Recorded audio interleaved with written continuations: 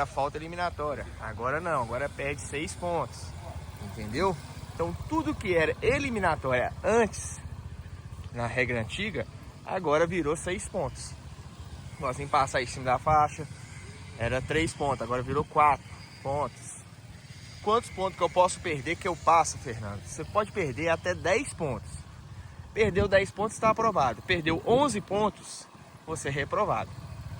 Só que os examinadores, pelo que eu percebi, eles estão ficando muito mais rigorosos. Antigamente era 3 pontos, você passava, né? 4 pontos aí era reprovado.